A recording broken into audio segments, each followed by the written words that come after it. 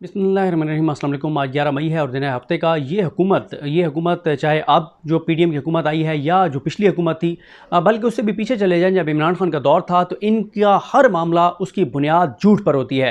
इमरान खान का दौर था, कोविड आया, पूरी दुनिया में कोविड की वजह से तबाही हुई, बर्बादी हुई, महंगाई का उसके बाद एक तूफ़ान आया, सप्लाई चेन्स टूटे, बहुत कुछ हुआ और लॉकडाउन हुए, बहुत तबाही आई पूरी दुनिया में। लेकिन यहाँ पे इमरान खान का ज़बरदस्त इक़दाम था कि उसने स्मार्ट लॉकडाउन किया, हर चीज़ बंद नहीं की। वो कहता था कि मेरे मुल्क के गरीब मर जाएंगे। और एक ऐसा वक्त आया जब हम लोग भी कहते थे कि इमरान खान अपनी ज़िंदगी का, अपनी सियासी ज़िंदगी का सबसे बड़ा जुआ खेलने जा रहा है। क्योंकि आपको याद होगा कि उस वक्त जियो और इन चैनल्स के ऊपर पूरी स्टडीज़ बयान की जा रही थी और कहा जा रहा था कि जहाँ जहाँ लॉकडाउन नहीं है तो वहाँ पे हज़ारों अमवात हो गई हैं, लाशें रखने की जगह नहीं है, दफनाने की जगह नहीं है, हॉस्पिटल्स भर गए हैं। बहुत खौफनाक तस्वीर जो है वो जियो ने ख़ास तौर पर पेश की थी, बहुत खौफ दिलाया था, बहुत डराया था। और फिर क्या हुआ, इमरान खान की हुकूमत ने यह किया कि लोगों को घरों में क्वारंटीन किया जाए, लोगों को घरों में कहा जाए कि वो आइसोलेट हो जाएं। उस पर भी जियो ने पूरी एक कैंपेन चलाई और पूरी उन्होंने जनाब स्टडीज़ दिखाई कि जो जो अपने घरों में हैं वो मर गए हैं, मर रहे हैं, पूरी दुनिया में तबाही हो गई है, बर्बादी हो गई है। और उस मौके के ऊपर इमरान खान ने बड़ा बोल्ड सीन लिया था। इमरान खान ने कहा था कि मैं मुकम्मल लॉकडाउन नहीं करूँगा, मेरे मुल्क का गरीब मर जाएगा। और फिर शायद अल्लाह की ज़ात देख रही थी कि एक पाकिस्तान के करोड़ों गरीबों की वजह से नहीं किया जा रहा और अल्लाह ताला ने करम किया और पाकिस्तान में वो तबाही नहीं आई कोविड की वजह से जो भारत में आई, जो दीगर ममालिक में आई। और पाकिस्तान बड़े अच्छे तरीके से कोविड से निकला। और फिर कुछ जगहों पे बात भी हुई कि हमें पाकिस्तान की तरह स्मार्ट लॉकडाउन की तरफ जाना चाहिए था और जाना चाहिए। उस वक्त ये कहा करते थे कि हम होते तो इमरान खान के दौर में कहते थे कि 70 रुपये पे पेट्रोल ले आते, 70 रुपये पे डीजल ले आते, दूध और शहद की नहरें बहा देते। ये सारे इन्होंने झूठ बोले।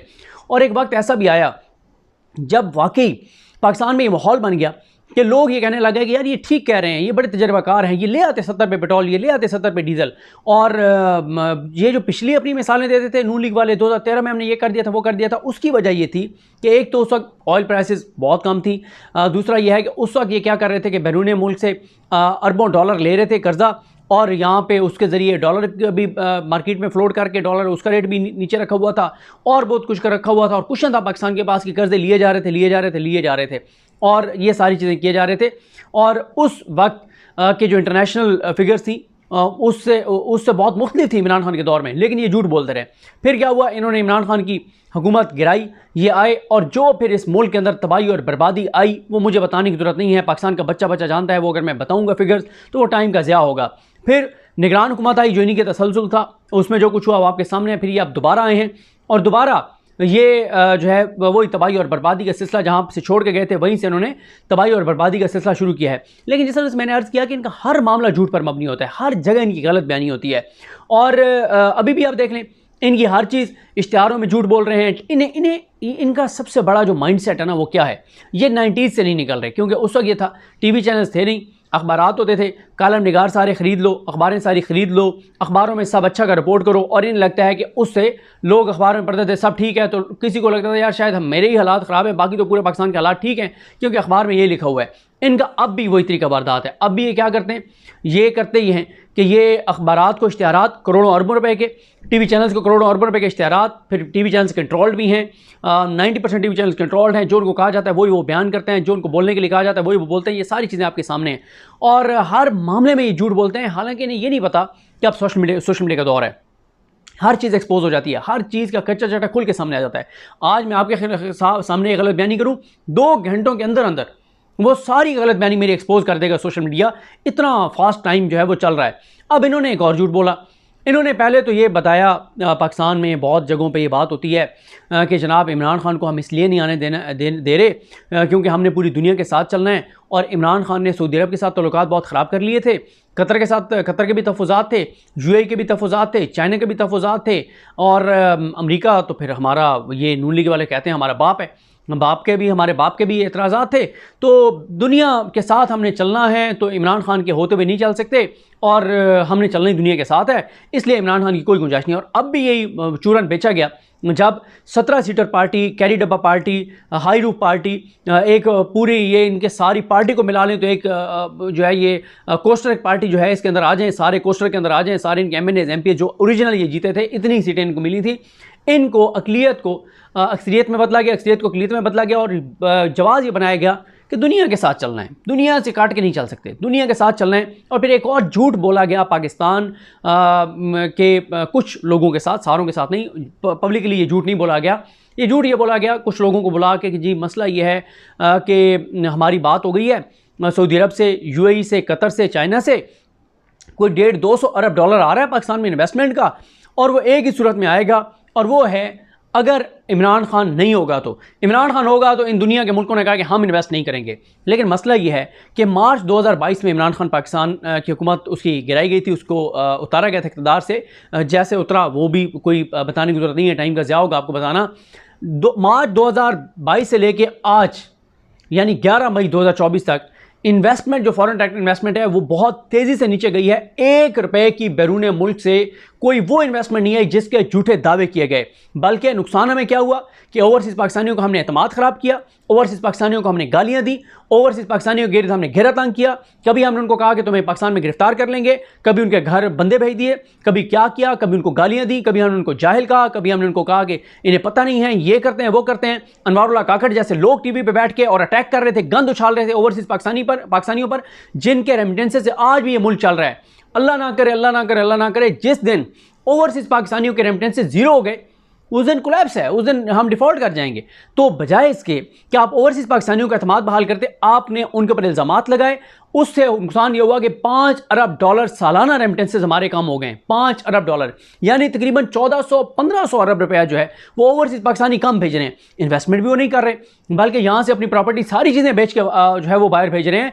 और मैं आपको बताऊँ, जो बाहर से इन्वेस्टमेंट लेके आया था वो सर पकड़ के बैठा हुआ है, चाहे छोटी सी इन्वेस्टमेंट लेकर आया हुआ है। मैंने आपको एक वीडियो में बताया था कि अभी जब मैं बखर गया, वहाँ जहाँ पे एक होटल वाले से मिला, उसने बताया कि मरियम नवाज़ की खुशनुदी के लिए एसी आया और गलत उसने हमारे खिलाफ कार्रवाई की, हमारे कुक को ले गया, और जज जो है, जो अजीब जज था, उसने 3 दिन का रिमांड दे दिया और उनके कुक को उठा के ले गए और पूरा उनका धड़ाम से मामला बैठ गया। फिर उनके खिलाफ इंतकामी कार्रवाई शुरू हो गई, उनका मीटर काट दिया गया। उसने कहा कि ये मेरे से बड़ी गलती हो गई थी कि मैं इन्वेस्टमेंट पाकिस्तान लेकर आया था, और अब मैं हो सकता है अगले 3 से 6 माह के अंदर अंदर ये अपनी इन्वेस्टमेंट क्लोज करूं और पाकिस्तान से चला जाऊं। इसी तरह से आप बाकी देख लें, इंडस्ट्री सारी बंद है, हर चीज़ बंद है। तो इस सारे सूरत हाल में जो है वो हुकूमत को आज भी लगता है कि झूठ बोल के, गलत बयानी करके वो पाकिस्तानियों को बेवकूफ़ बनाकर और सब अच्छा की रिपोर्ट टीवी पे दिखा के और पाकिस्तान को बहरान से निकाल देंगे। आप मुझे बताएं, आप में से किसी को याद है अगस्त में टीवी चैनल्स के ऊपर दर्जनों प्रोग्राम हुए थे, दर्जनों प्रोग्राम, दर्जनों, मैं लफ्ज़ कह रहा हूँ, दर्जनों प्रोग्राम हुए थे। आप अगस्त 2023 उठाकर देख लें, दर्जनों प्रोग्राम हुए थे, और जिसमें बताया गया था कि 100 अरब डॉलर पाकिस्तान आ रहा है। कब बताया गया था? अगस्त में बताया गया था कि 100 अरब डॉलर पाकिस्तान आ रहा है। अगस्त, सितंबर, अक्टूबर, नवंबर, दिसंबर, जनवरी, फरवरी, मार्च, अप्रैल, मई, 10 माह हो गए हैं। 1 रुपया उस 100-150 अरब डॉलर में से नहीं आया जो झूठ बोला गया था टीवी चैनल्स पर आके, और दर्जनों प्रोग्राम हुए थे कि 100 अरब डॉलर आ रहा है, 1 रुपया भी उसमें से नहीं आया। फिर आप ये देख लें कि मुसलसल झूठ बोला जा रहा है। अब इन्होंने झूठ बोला और वो इन्होंने कहा जी मोहम्मद बिन सलमान आ रहे हैं, मोहम्मद बिन सलमान आ रहे हैं, 19 तारीख को आ रहे हैं, ये हो गया, वो हो गया, पढ़ लो, शाबाश शाबाश, ये कर देंगे, वो कर देंगे। आज इनके अपने हामी सहाफ़ियों ने बताया है कि वो खबर फेक निकली है, या वो फेक है, या ये है कि उसने अपना इरादा बदल लिया। उस पर भी मैं आता हूँ कि आगे होगा क्या, हो क्या रहा है, उस पर मैं आता हूँ। पहले ये देख लें, ये मैं नहीं कह रहा, ये नून लीग के घर के जो बंदे हैं, साले जाफिर साहब, वो कहते हैं कि सऊदी वलीअहद का वो दौरा जिसका यहाँ बहुत चर्चा था, अब 1 माह से ज़ायद मुद्दत के लिए मौखर हो गया है। इससे कबल सरकारी ज़राए ने इंकशाफ किया था कि वो 19 मई को पाकिस्तान के 2 रोज़ा दौरे पर आएंगे, लेकिन अब मालूम हुआ है कि उनका ये दौरा उस वक्त तक मौखर हो गया है जब तक दोनों फ़रीक़ैन बाहिमी रजामंदी से नए अबूरी शेड्यूल का तयन नहीं कर लेते। सऊदी वलीअहद को दौरा पाकिस्तान की दावत वज़ीर-ए-आज़म शहबाज शरीफ ने अपने दौरे सऊदी अरब के दौरान दी थी, और उसे वलीअहद ने कबूल भी कर लिया था। हालांकि उस अलामिये में, उस दिन मैंने ट्वीट भी किया था कि उस अलामिये में कहीं नहीं लिखा हुआ था कि सऊदी वलीअहद पाकिस्तान आएंगे, इन्होंने झूठ बोला। उसके बाद आगे आ जाएँ। आला सफारती ज़राए का कहना है कि हो सकता है शहज़ादा मोहम्मद बिन सलमान हज और ईद उल अज़हा के फौरी बाद पाकिस्तान का दौरा करें। सुनाचा उनका दौरा जून के तीसरे हफ्ते में हो सकता है। इसका शेड्यूल भी ईद के बाद ही दोनों मालिक जारी करेंगे। शहज़ादा मोहम्मद बिन सलमान पहले भी 2 मरतबा पाकिस्तान के दौर पर आ चुके हैं, और तर्जमान दफ्तर खारजा मुमताज़ ज़हरा बलोच ने कहा है कि जो ही उनके दौरे के शेड्यूल तय पाएगा वो आवाम के सामने लाया जाएगा। अब मसला ये है कि वो तो झूठ निकला, गलत बयानी नहीं निकली।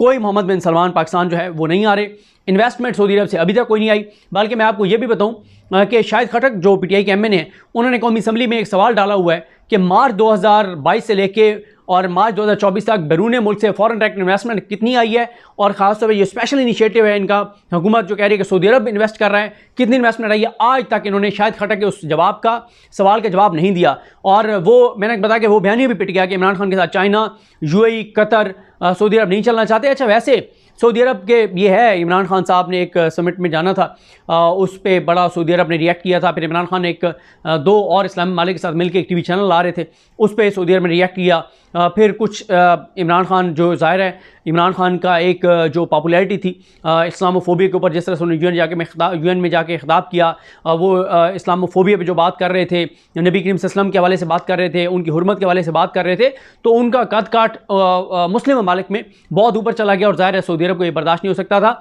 जो बात शरीफ अफजल मरवत साहब ने की है वो बिल्कुल भी गलत नहीं है, लेकिन मसला ये है कि शरीफ अफजल मरवत साहब को इस बात का पता होना चाहिए कि सऊदी अरब बहुत हसास है। सऊदी अरब पाकिस्तान में अगर इन्वेस्ट करता है तो वो पाकिस्तान की पॉलिसीज़ को, पाकिस्तान के सिस्टम को इन्फ्लुएंस बहुत ज़्यादा करता है, और सऊदी अरब जो है वो माइंड भी करता है इन चीज़ों को। इसलिए बहुत सख्त पीटीआई ने रिएक्ट किया है शरीफ अफजल मरवत साहब के मामले में, वरना उनकी बात मुकम्मल तौर पे गलत भी नहीं है। और सऊदी अरब बहुत ज़्यादा सऊदी अरब के मामला हैं, और कुछ चीज़ों पे वो इमरान खान से नाराज़ भी थे। ये बात दुरुस्त है, ये बात गलत नहीं है। लेकिन ज़ाहिर है पीटीआई ने अपना एक बयानिया और मौक़िफ़ बना देना है, जिसमें उन्होंने ये कहना है कि इमरान खान साहब के बहुत अच्छे तल्लुकात थे, इसमें कोई शक नहीं मोहम्मद बिन सलमान के साथ। लेकिन जिस तरह से इमरान खान की पॉपुलैरिटी मुस्लिम ममालिक में ऊपर जा रही थी, तो सऊदी अरब को ये कहाँ जो है वो बर्दाश्त होना था। अब मसला ये है कि 2 या 3 बार सऊदी वफूद आ चुके हैं कि जी अभी पिछले हफ्ते की बात आप देखें, बताया गया कि कोई 50 बिजनेसमैन आ गए सऊदी अरब के, और बड़ा प्रोटोकॉल और बड़े ऐलानात और बड़ी चीज़ें कि वो आ गए। कोई आपने सुना है जब वो वापस गए हैं तो कोई आलामिया जारी हो, कोई चीज़ सामने आई हो कि जी इतनी अरब डॉलर की कोई वो इन्वेस्टमेंट कमिट करके गए। मसला ये है कि बाहर से सऊदी अरब के लोग आते हैं, कंपनीज आती हैं, जब वो यहाँ पे आते हैं, इन लोगों के साथ मीटिंग्स करते हैं, तो इनको टके की इनकी तैयारी नहीं होती, इनको पता कुछ नहीं होता, और वो उसी तरह से जैसे आते हैं उसी तरह से चले जाते हैं। और ये भी एक बात की जा रही है कि क्या वजह है कि जैसे सऊदी वफद यहाँ पे आया, वापस गया है, तो साथ ही मोहम्मद बिन सलमान का दौरा जो है वो कैंसिल हो गया है। वजह क्या है? वजह 2 ही चीज़ें ना, या तो उसने आना ही नहीं था, इन्होंने झूठ बोला, या यह है कि उसने आना था और जब यहाँ इनकी तैयारियाँ देखी, इनकी सूरत हाल देखी, उसकी टीम ने जाकर बताया, तो उसने कहा जी मेरी माजरत है, मैं नहीं आ सकता। और फिर अब ये देखेंगे इस वक्त हुकूमत की जो पूरा फोकस है, हुकूमत पाकिस्तान के अंदर कर क्या रही है। आप पंजाब की बात कर लें, मतलब पाकिस्तान की आधी आबादी जो है वो पंजाब है। अब पंजाब के अगर आप बाकी सारे सूबे मिला के एक तरफ और सिर्फ पंजाब एक तरफ, अब पंजाब के अंदर मरीम नवाज़ ने, किसान रो रहा है, किसान, मैं अभी भी इस वक्त ट्रैवल कर रहा हूँ, मैं जहाँ जहाँ गया हूँ, किसान रो रहा है, किसान कह रहा है कि हम तबाह हो गए हैं, बर्बाद हो गए हैं, झोलियाँ उठा उठा के मरीम नवाज़ को गालियाँ दे रहे हैं। वो ये कहते हैं और बद्दुआएं दे रहे हैं नवाज़ शरीफ को, मरीम नवाज़ को, शहबाज शरीफ को, और जो जो इनके साथ है हर एक को झोलियाँ उठा कर बद्दुआएं दे रहे हैं, क्योंकि वो ये कह रहे हैं कि हमने ज़मीनों का ठेका, ये गंदम जब हम बेचते हैं उस वक्त देना होता है, हमने कर्जे सारे इस पे उतारने होते हैं, किसी ने बेटी की शादी करनी है इसी पे करना होता है। बल्कि यहाँ तक वो कहते हैं कि कई ऐसे लोग, उनके मेडिकल स्टोर के जो अद्वियात के जो बिल होते हैं वो गंदम बेच कर देते हैं, और हर किसान रो रहा है, अजियत में है, तकलीफ में है, दुख में है, कर्ब में है, उसको समझ नहीं आ रही, वो जाए तो जाए कहा, उसका सब कुछ लुट गया है, सब कुछ उसका बर्बाद हो गया है, सिर्फ इनकी वजह से, इनकी अना की वजह से, ज़िद की वजह से और इनकी बेरहमी की वजह से, मरीम नवाज़ की। और उन्हें अंदाज़े नहीं है कि इस वक्त जो, बल्कि नून लीग के मेरे एक दोस्त हैं, उनसे कल रात मेरी बात हो रही थी, कहते हैं कि मैंने बहुत से जो ज़िम्मेदारों को कह के, जो उनका अपने इलाके में बड़ा इन्फ्लुएंस है हमारे दोस्त का, वो कह रहे थे कि मैंने वोट डलवाया है नून लीग को, अब वही ज़िम्मेदार मुझे फ़ोन कर रहे हैं और मैं उनका फ़ोन नहीं उठा रहा, क्योंकि जब फ़ोन उठाता हूँ वो मुझ पे चढ़ाई करते हैं, कहते हैं कि तुमने हमें बर्बाद करवा दिया है, तुमने कहा इनको वोट दो, हमने इनको वोट दिया और ये हमारे साथ हो रहा है। तो वो कहता है कि जी मैं कहाँ जाऊँ, बड़ी जो है वो सूरत हाल ख़राब है। अब आप देखें हुकूमत पंजाब में देखें, किसान सारा इनके खिलाफ, अवाम सारी इनके खिलाफ, सरकारी मुलाजमीन इनके खिलाफ, क्योंकि उनकी तनख्वाह नहीं बढ़ाने जा रहे। और किसानों का ये बता दूं, किसानों का मसला 24 घंटे में हल हो सकता था अगर किसान लाहौर जाके धरना दे देते, लेकिन किसानों की लीडरशिप कंप्रोमाइज्ड है और किसान बातें कर रहे हैं, उनके लीडर प्रैक्टिकल कुछ नहीं है। वरना हुकूमत नहीं हो सकता कि किसान जाके 5000 किसान बैठ जाए लाहौर में और हुकूमत उनसे गंदम ना खरीदे। कंप्रोमाइज्ड है लीडरशिप उनके, जो इनके लीडर हैं ना, उनके आप मोबाइल चेक कर लें, उनके किस किस से राब्ते हैं, कहाँ कहाँ राब्ते हैं और जिस जिसकी गंदम उन्होंने बिकवानी है वो बिक रही है। वो सारे तकरीबन कंप्रोमाइज हैं इनकी लीडरशिप, वरना 5000 किसान लाहौर जाके बैठ जाए हो नहीं सकता। इसी तरह सरकारी मुलाजमीन, इस वक्त हुकूमत जितनी कमज़ोर है जाके बैठे हैं, सरकारी मुलाजमीन की तनख्वाहें बढ़ाने के अलावा हुकूमत के पास कोई ऑप्शन नहीं होगा, लेकिन उनको भी बड़े अच्छे तरीके से हुकूमत ने मैनेज किया हुआ, ये काम उनको आता है। तो अच्छा, अब इन्होंने सारे किसानों को खिलाफ किया हुआ है, आवाम को खिलाफ किया हुआ है, सरकारी मुलाजमीन रो रहे हैं, इंडस्ट्री सारी बंद है, करोड़ों लोग बेरोज़गार हैं। फिर इसी तरह से आप इनका देख लें कि पुलिस है उसका मोरल डाउन है।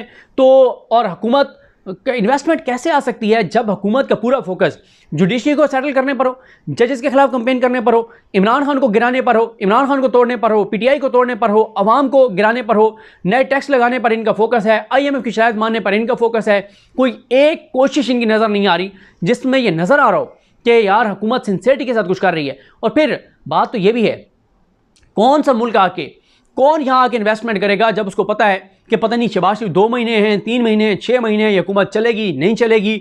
जो नई हुकूमत आएगी अगर अवामी मैंडेट के मुताबिक आएगी वो इन पॉलिसीज़ को कंटिन्यू करेगी नहीं करेगी, वो ये जो छूट दिए जा रहे हैं कुछ मुल्कों को वो बरकरार रखेंगे नहीं रखेंगे, जो ये जिस तरह का ये हर चीज़ पाकिस्तान के असासे बेचते चले जा रहे हैं, पता नहीं ये चीज़ें बरकरार रहेंगी नहीं रहेंगी। जो अवामी मसला यह है कि अगर ये अवाम के वोट से हुकूमत आती फिर कोई मसला नहीं था।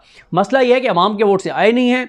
जितने मुल्क हैं, जितने इन्वेस्टर हैं, उनको पता है कि इस मुल्क के अंदर यह सिस्टम तो चल नहीं सकता, इस सिस्टम को गिरना ही गिरना है, गिरना ही गिरना है, एक न एक दिन गिरना है। वो 4 माह बाद गिर जाए, 6 माह बाद गिर जाए, 8 माह बाद गिर जाए, साल बाद गिर जाए, नवंबर 2025 में जाके गिर जाए, सिस्टम को गिरना तो है ही। तो वो क्यों ऐसी आके और इतनी इनके साथ वो चीज़ें करेंगे जब उनको पता है कि गिरना है सिस्टम, और जो अवामी वोट से जो आएगा पता नहीं उन चीज़ों को कंटिन्यू करेगा नहीं करेगा। और फिर इनका कोई फोकस नहीं है अवाम के ऊपर, इन्वेस्टमेंट के ऊपर, इनका टोटल फोकस आपने देख लिया पिछले 2-3 दिन में इश्तिहारात क्या चले, प्रेस कॉन्फ्रेंसेस क्या हुई, रैलियाँ क्या हुई, बात क्या हुई, प्रेस कॉन्फ्रेंसेस क्या हो रही हैं, केसेस क्या बनाए जा रहे हैं, जजेस के खिलाफ क्या लीक किया जा रहा है, अदलिया से इनकी लड़ाई है, किसानों से इनकी लड़ाई है, पुलिस से इनकी लड़ाई है, अवाम से इनकी लड़ाई है, इंडस्ट्रियलिस्ट जो है उनसे इनकी लड़ाई है, मतलब कौन ओवरसीज़ पाकिस्तानियों से इनकी लड़ाई है, हर तरफ इनकी लड़ाई है। कोई इनका ताजरों से इनकी लड़ाई है, दुकानदारों से इनकी लड़ाई है, कोई तबका बता दें जो इनसे खुश हो। तो लिहाजा ये झूठी जो खबर इन्होंने दी थी कि मोहम्मद बिन सलमान आ रहे हैं, उसका धड़न तख्ता हो गया, वो खबर फेक न्यूज़ निकली है और मोहम्मद बिन सलमान नहीं आ रहे। और मुझे समझ नहीं आ रही कि आगे ही क्या बेचेंगे आवाम को। अभी तो उन्होंने यही बेचा हुआ था कि हमने दुनिया के साथ चलना है, इन्वेस्टमेंट आ रही है इसलिए इमरान खान को हम नहीं आने देंगे, क्योंकि इमरान खान आ गया तो ये इन्वेस्टमेंट नहीं आएगी। अब ये क्या करेंगे, कच्चे के डाकू हैं तो वो सूरत हाल आपके सामने हैं, AJK के जो वीडियोज़ आ रही हैं वो आपके सामने हैं, पूरे पाकिस्तान में जो पकड़ धकड़ है वो आपके सामने है, लाहौर हाई कोर्ट के साथ इनकी लड़ाई है, उनके नामजद करदा जजेस को ये ट्रिब्यूनल उनको तैनात नहीं कर रहे, नोटिफाई कर रहे, इलेक्शन कमीशन जो ATC के जजेस लगाए हैं मलिक शहजाद अहमद खान साहब ने उनको ये नहीं लगा रहे, वहाँ पे उनके खिलाफ प्रोटेस्ट हो रहा है, वो जो वकला हैं उनके ऊपर तशद्दुद हुआ, उनको उकसाया गया कि वो चीफ जस्टिस के खिलाफ खड़े हो जाएं। तो ये मुल्क के अंदर हालात है, सूरत हाल है। असल मसला आम आदमी का है, आम आदमी बेचारा पिट गया है, आम आदमी के हालात बहुत ख़राब हैं, आम आदमी खुदकुशियों पर मजबूर है और कोई उसको बेहतरी की उम्मीद नज़र नहीं आती। ये सबसे ज़्यादा तकलीफ है। मुझे अपनी दुआ में याद रखें। अल्लाह करीम हम सबका हामी नासरो। अल्लाह हाफ़िज़।